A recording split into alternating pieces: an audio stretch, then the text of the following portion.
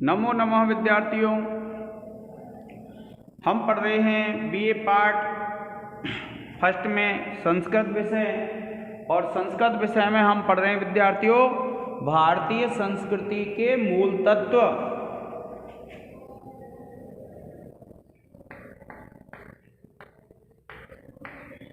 भारतीय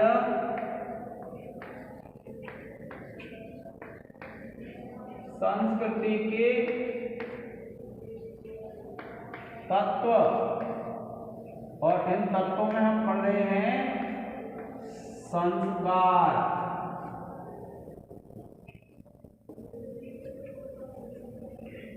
और ये जो संस्कार हैं,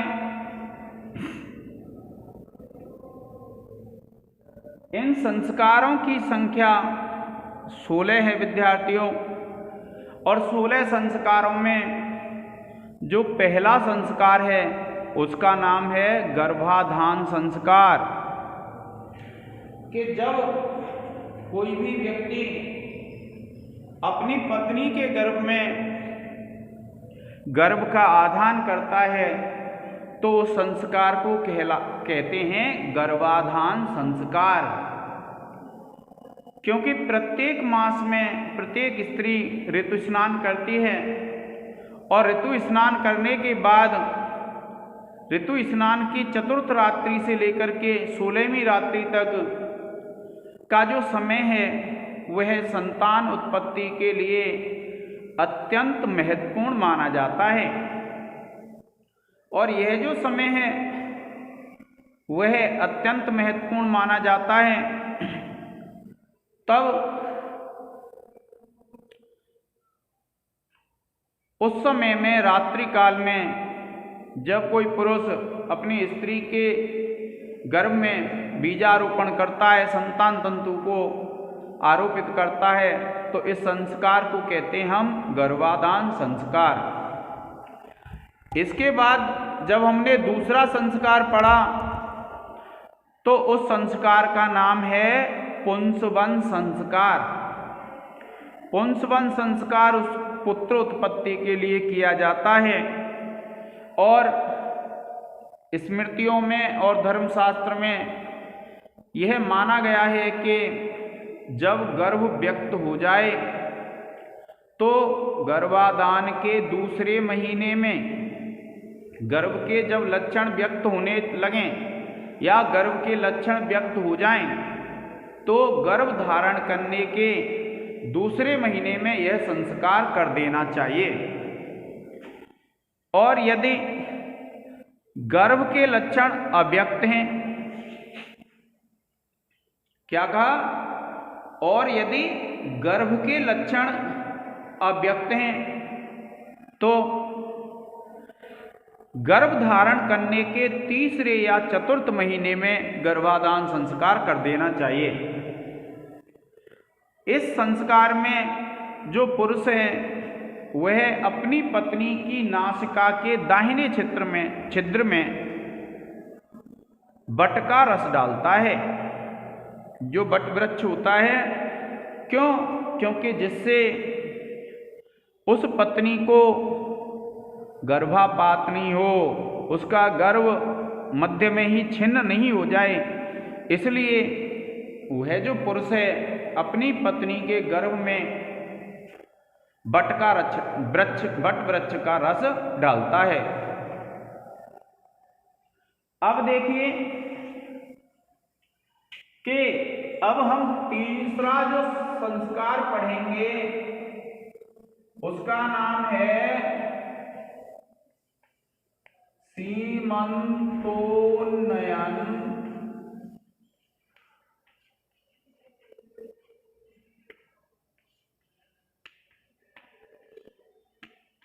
संस्कार। क्या नाम है विद्यार्थियों उस संस्कार का? सीमंतोन्नयन संस्कार। ये जो संस्कार है यह संस्कार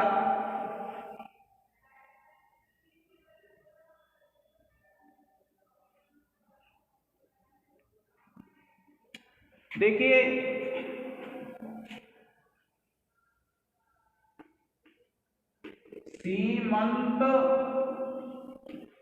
सीमंत कहते हैं मांग को,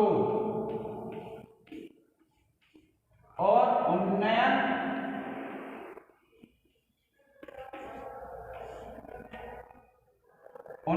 कहते हैं ऊपर उठाना।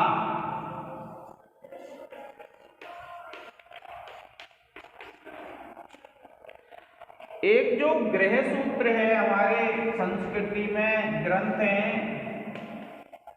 तो गृह सूत्रों में ऐसा वर्णन मिलता है कि गर्भ धारण करने के चतुर्थ या फिर पंचम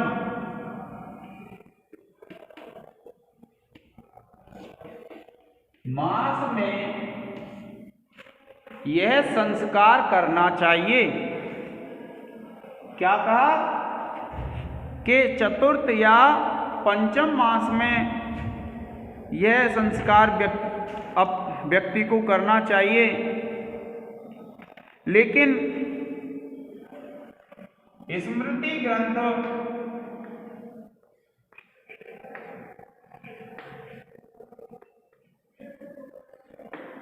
ग्रंथ ये कहते हैं कि गर्भ धारण करने के 6वें महीने में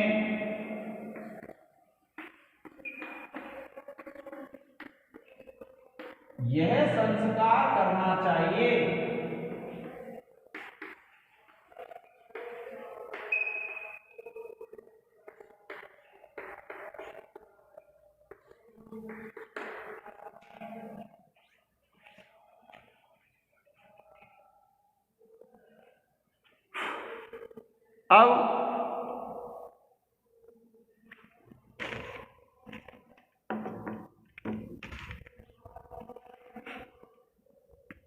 अब क्या कहते हैं कि ये जो सीमंतोन्नयन संस्कार है, इसमें क्या है, गर्भवती जो स्त्री होती थी उसका उत्साह बढ़ाने के लिए उसका जो पति है वह उसके बालों को कंघी से काटता था, उसके बालों में सुगंधित तेल डालता था और उसके बालों को ऊपर उठाता था, और ऊपर उठाता था तो इस समय वाद्य यंत्र बजाए जाते थे और 100 मंत्रों का वाचन किया जाता था। और इस समय जो पति है अपनी पत्नी के बाल संवार करके, बालों में सुगंधित तेल डाल करके, कंघी से उनको काट के और ऊपर सिखा करके क्या करता था कि उसको यज्ञशाला में प्रवेश करवाता था। और यज्ञशाला में प्रवेश करता था तो ये गर्भवती स्त्री के उल्लास के लिए ऐसा कार्य किया जाता था जिससे कि उसके गर्भ उत्पत्ति में कोई भी परेशानी नहीं आए। और वाद्य यंत्र भी बजाए जाते थे खुशी से युक्त होकर के, और सामवेद के मंत्रों का उच्चारण किया जाता था। एक पुराण है विद्यार्थियों जिसका नाम है विष्णु पुराण। कौन सा पुराण है? विष्णु पुराण। इस विष्णु पुराण में ऐसा वर्णन मिलता है कि सीमंतोन्नयन संस्कार के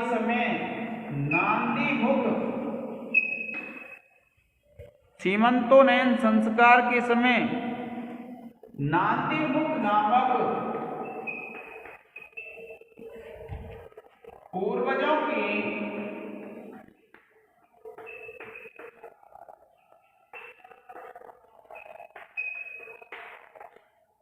पूजा करनी चाहिए।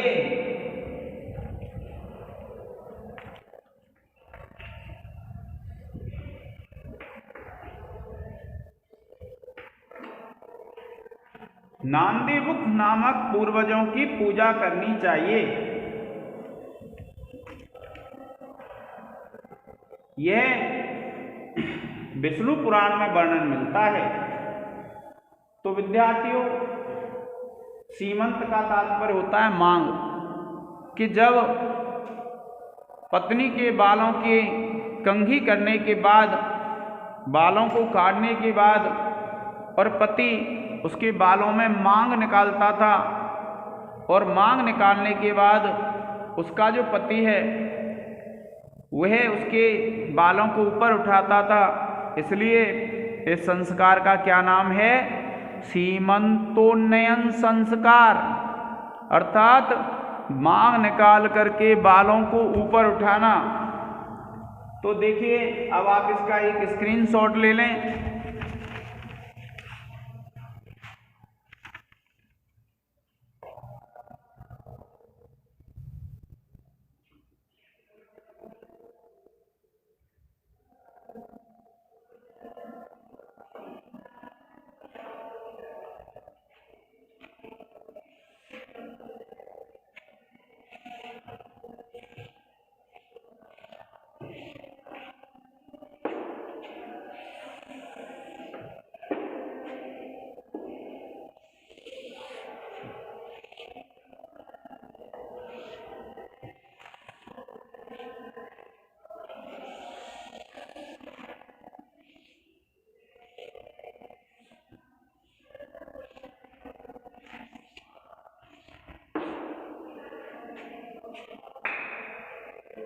अब देखिए, जो चतुर्थ संस्कार है,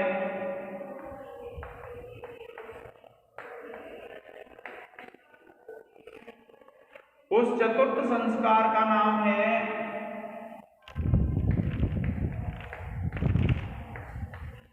जातकर्म संस्कार।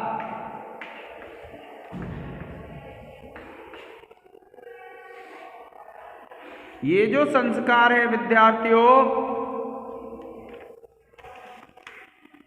यह संस्कार बच्चे के जन्म से पूर्व ही प्रारंभ हो जाता था। इस संस्कार में जो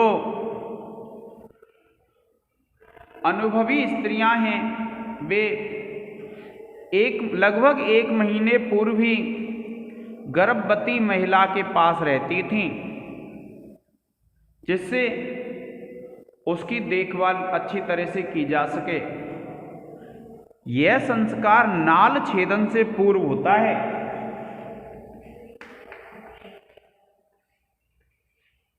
नाल छेदन से पूर्व होता है विद्यार्थियों यह संस्कार। इस संस्कार में क्या होता था कि इसका जो प्रधान कर्म था, इसका प्रधान कर्म था विद्यार्थियों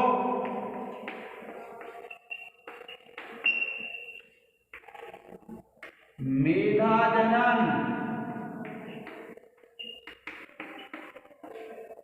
और इसलिए इसे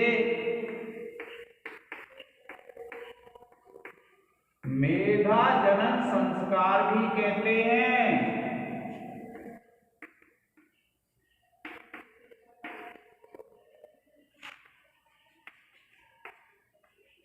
क्या कहते हैं इसे? मेधा जनन संस्कार। अब इसमें क्या होता था कि जब शिशु का जन्म हो जाता, और जब शिशु का जन्म हो जाता था तो उसकी नार जो होता है उसको काटा जाता था।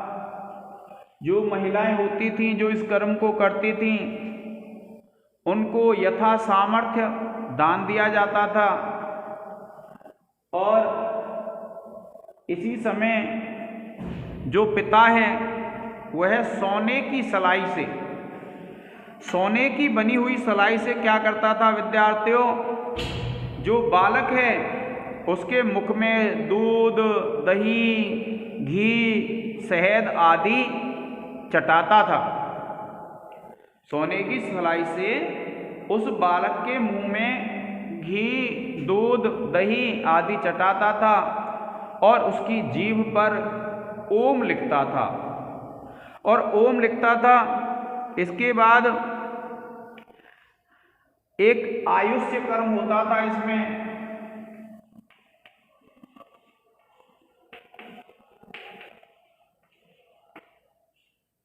इस आयुष्य कर्म में जो बालक का पिता है वह बालक की नाभि पर या फिर दाहिने कान में, ये जो आयुष्य कर्म होता था उसमें जो बालक का पिता है बालक की नाभि में या फिर बालक के कान में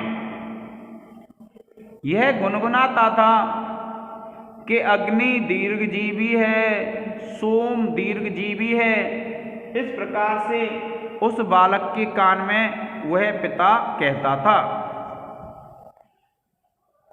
क्या कहते हैं कि आयुष्य जो कर्म होता है उस आयुष्य कर्म में जो पिता है वह बालक की नाभि पर या फिर दाहिने कान में यह गुनगुनाता था, यह कहता था अग्नि दीर्घजीवी है, सोम दीर्घजीवी है।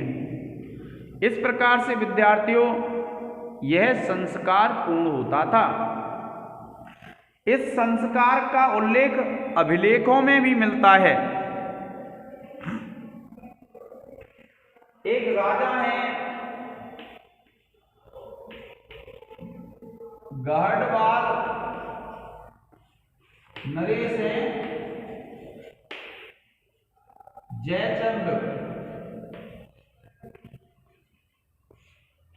क्या नाम है राजा का? गहड़वाल नरेश हैं जयचंद।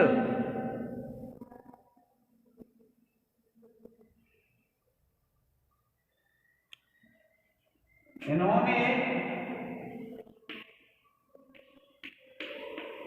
अपने पुत्र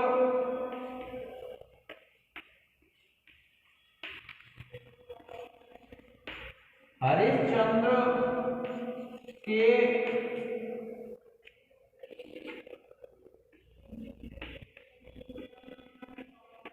जात कर्म संस्कार के समय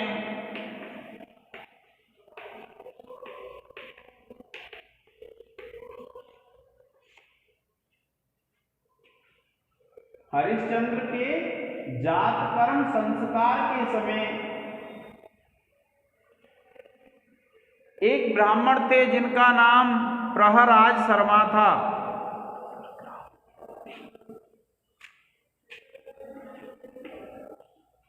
प्रहराज शर्मा को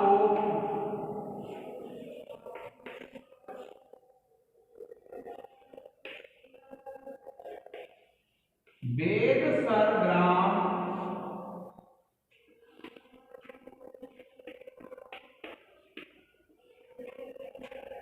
दान में दिया था।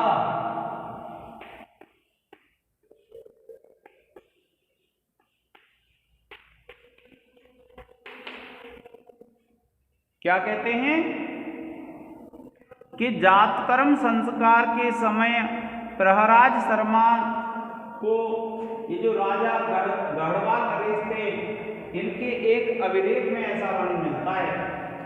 कैसा कि प्रहराज शर्मा को बेदसर ग्राम दान में दिया था। इन्होंने बेदसर नामक गांव था एक, और वह क्या दिया था?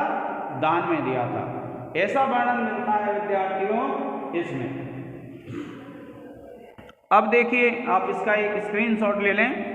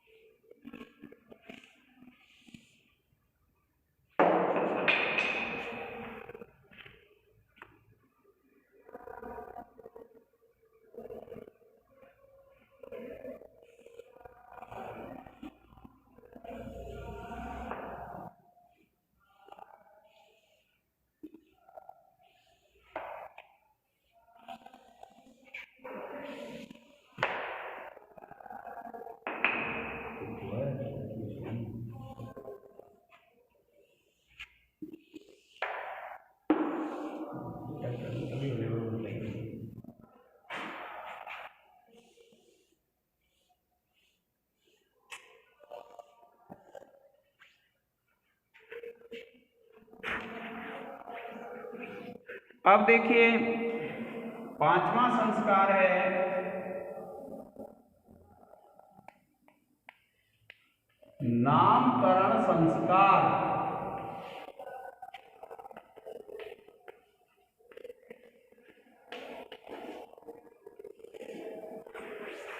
कौन सा संस्कार है विद्यार्थियों? नामकरण संस्कार। यह जो नामकरण संस्कार है, यह नामकरण संस्कार बालक के नामकरण के समय रखा जाता है। जब बालक का जन्म हो जाता है, और बालक का जब जन्म हो जाता है तब उसके बाद जब उसका नाम रखा जाता है, तो उस समय जो संस्कार होता है उसको कहते हैं हम नामकरण संस्कार। यह जो संस्कार है, मनु ने कहा है कि जन्म के 10वें या 12वें दिन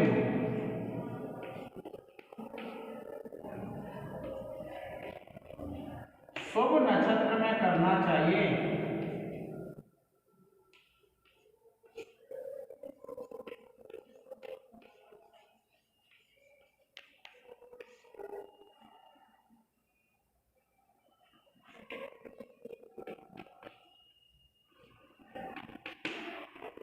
इसके बाद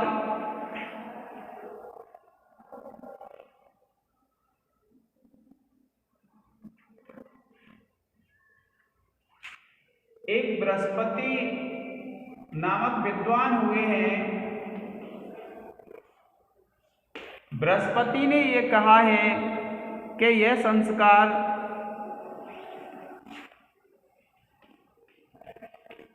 जन्म के बाद 13वें, 16वें, 19वें और 32वें दिन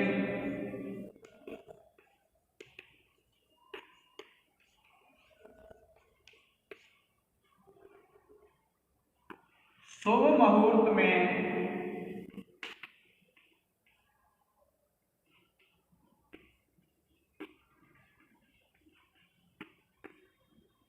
करना चाहिए।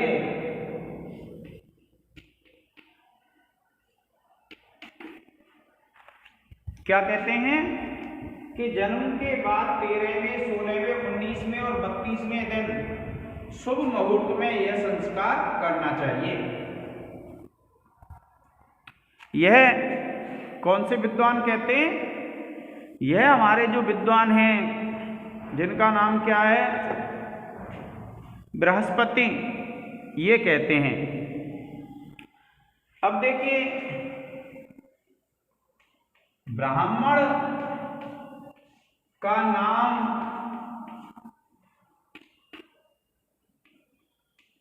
मंगल सूचक और क्षत्रिय का नाम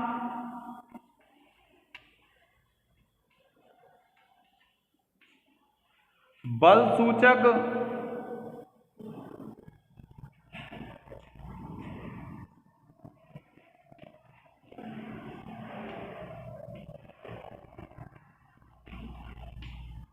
वैश्य का नाम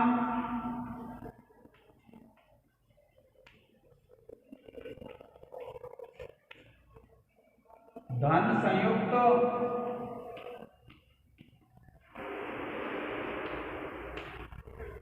और शूद्र का नाम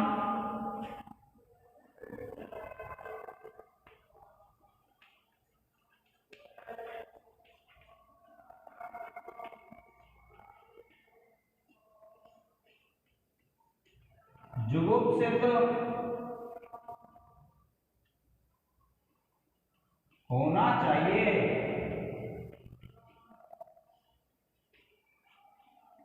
इसके बाद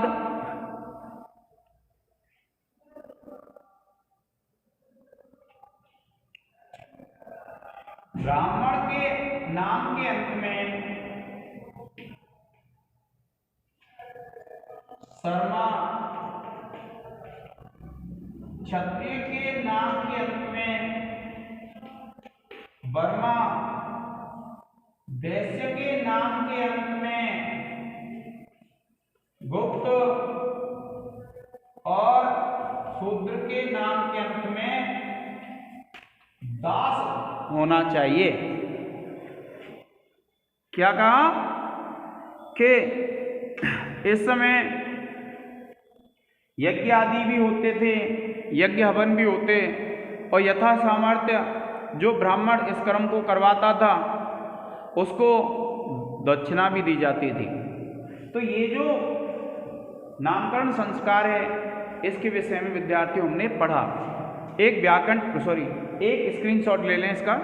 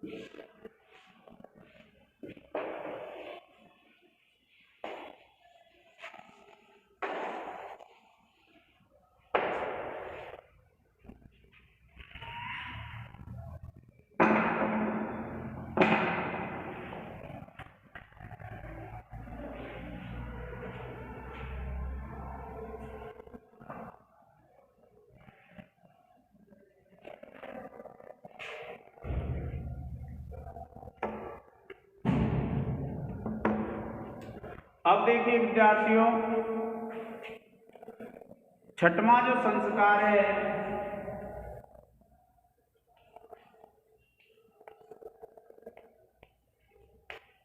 निष्क्रमण संस्कार।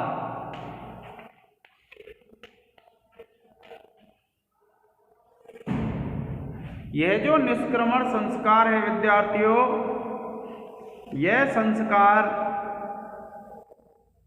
ऐसा संस्कार था जिसमें बालक को, जिसका जन्म हुआ है, प्रथम बार सूर्य का दर्शन कराया जाता था। और ये सूर्य का दर्शन जो कराया जाता था, सूर्य के दर्शन के लिए जन्म के 12वें दिन से चतुर्थ मास तक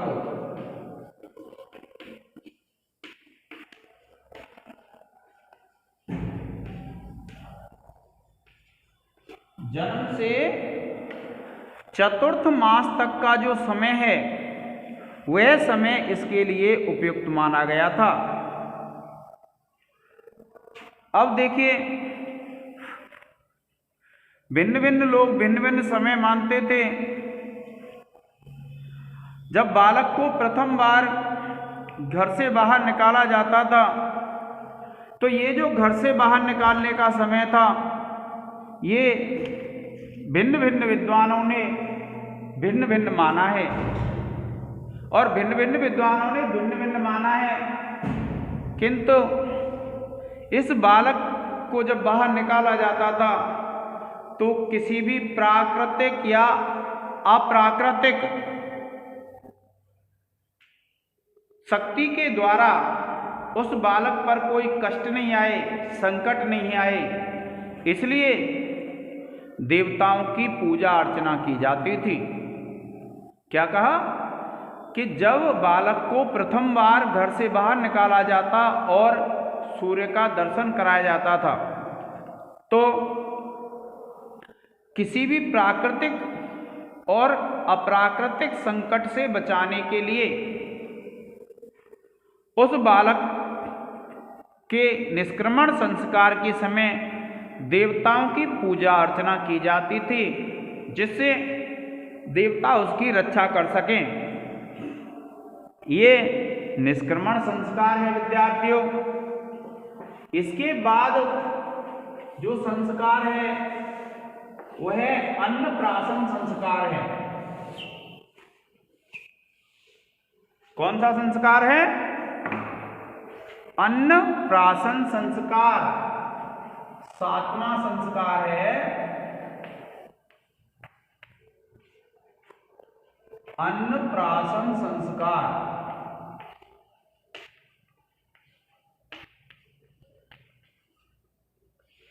अन्नप्राशन संस्कार वह संस्कार होता है जिसमें बालक को सर्वप्रथम अन्न का ग्रहण कराया जाता है।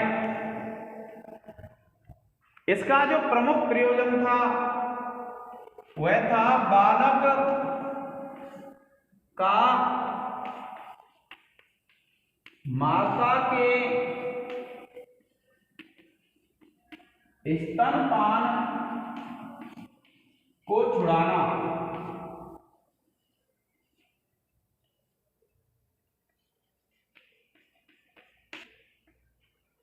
क्या था इसका मुख्य प्रयोजन?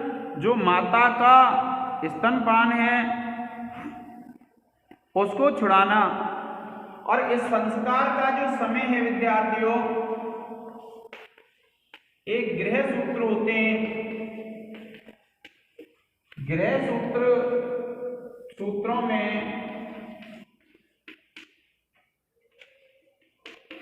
बालक के जन्म के बाद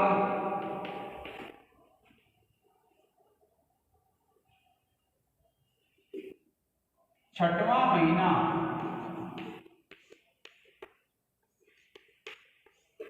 ये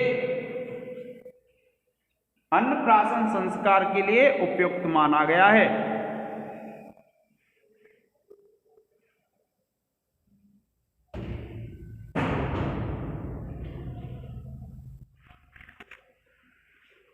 अब देखिए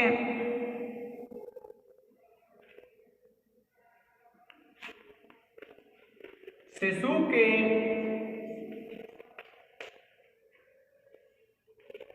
दांत निकलने पर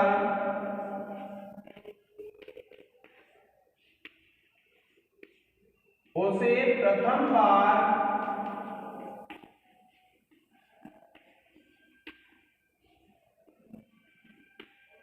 अन्न खिलाया जाता था।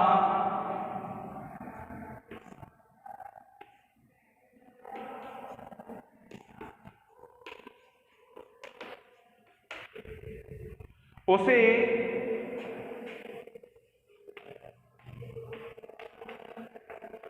प्राशित्र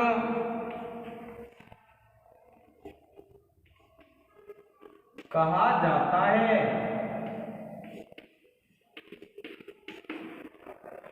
क्या कहते हैं? उसे प्राशित्र कहा जाता है। किसे? जब बालक को प्रथम बार अन्न खिलाया जाता था। अन्न में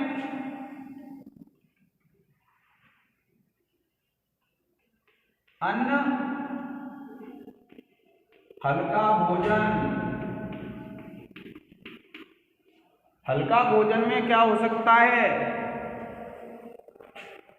दही, भात, घी, इनका हल्का भोजन उसको कराया जाता था। कहीं कहीं पर ऐसा उल्लेख मिलता है कि जो बालक है उसको तीतर का, मछली का, इनका मांस भी चटाना चाहिए। अनेक ग्रंथ ऐसे हैं विद्यार्थियों जिनमें ऐसा वर्णन मिलता है कि जिस बालक का अन्नप्राशन संस्कार हो रहा है उस बालक को यह जो मांस हैं वह चटाने चाहिए जीभ से। तो विद्यार्थियों इस प्रकार से यह जो संस्कार है सर्वप्रथम अन्न खिलाया जाता था बच्चे को, और अन्न खिलाने के समय जो संस्कार होता था उसको कहते हैं हम अन्नप्राशन संस्कार। और इसका जो समय है वह मैंने आपको बता दिया है जो गृह सूत्रों में मिलता है। आप इसका एक स्क्रीनशॉट ले लें।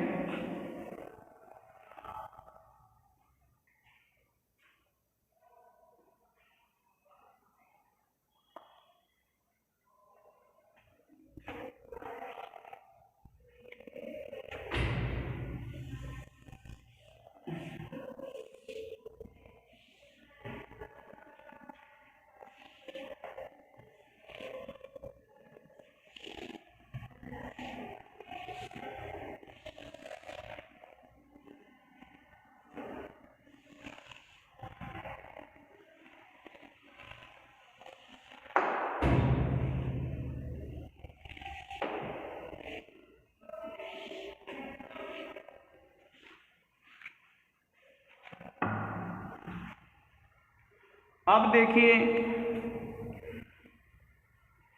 8वां जो संस्कार है वह है चूड़ा कर्म संस्कार।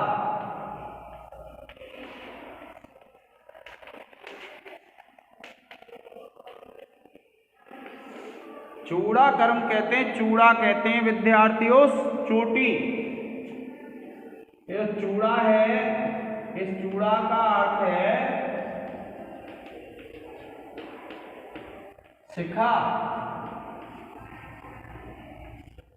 चोटी। क्या अर्थ है? शिखा अथवा चोटी। पहले क्या है, जब प्रथम बार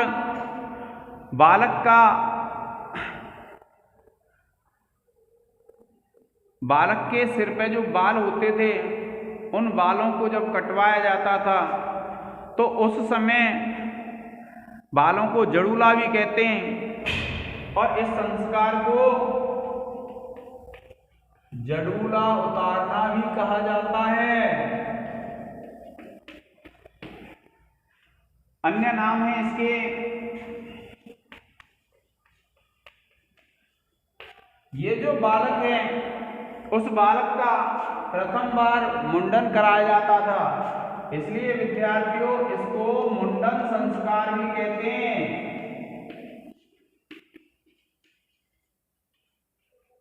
और देखिए इसके सबसे पहले केसों को काटा जाता था, इसलिए केश छेदन संस्कार भी कहा जाता है इसे।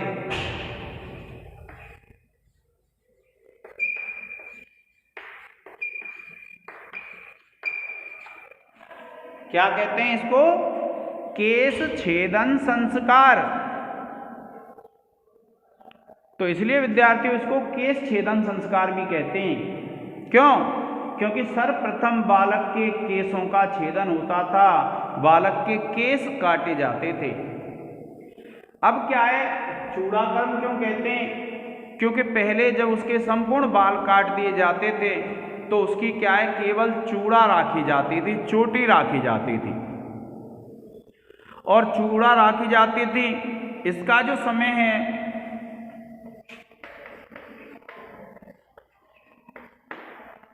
जन्म के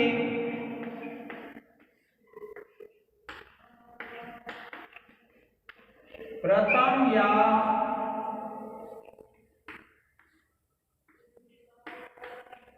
तृतीय वर्ष में। यह संस्कार कब होना चाहिए विद्यार्थियों? जन्म के प्रथम अथवा तृतीय वर्ष में यह संस्कार होना चाहिए। यह बताया गया है इसमें कि जब बालक का जन्म होता है उसके बाद तृतीय या फिर तृतीय या प्रथम वर्ष में यह मुंडन संस्कार होना चाहिए। और इस संस्कार के समय देवताओं की अर्चना भी की जाती थी और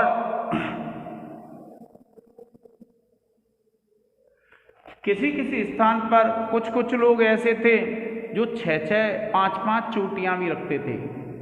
तो ये जो संस्कार था, मुंडन संस्कार, जड़ूला उतारना, केश छेदन संस्कार, ये जो नाम है चूड़ाकर्म संस्कार, ये सब किसके हैं? जब बालक का प्रथम बार केश छेदन किया जाता था, उसके बाल काटे जाते थे। जो वह व्यक्ति होता वो पहले किसी भी लोह के औजार से या किसी से उसके केशों का छेदन करता था और एक चोटी रखी जाती थी। अगर गलती से बालक के सिर पर चोटी नहीं होती तो बड़ा प्रायश्चित किया जाता था और प्रायश्चित किया जाता था। और जड़ूला उतारने के बाद जो भी जड़ूला उतारता था उस व्यक्ति को सामर्थ्य के अनुसार दान दक्षिणा आदि दी जाती थी। और दान दक्षिणा देने के बाद जो बालक हैं उसकी रक्षार्थ देवताओं की पूजा भी की जाती थी। प्रिय विद्यार्थियों, आगे वाले जो संस्कार हैं हम आगे वाले लेक्चर में पढ़ेंगे। आज के लिए इतना ही। जय हिंद, जय भारत।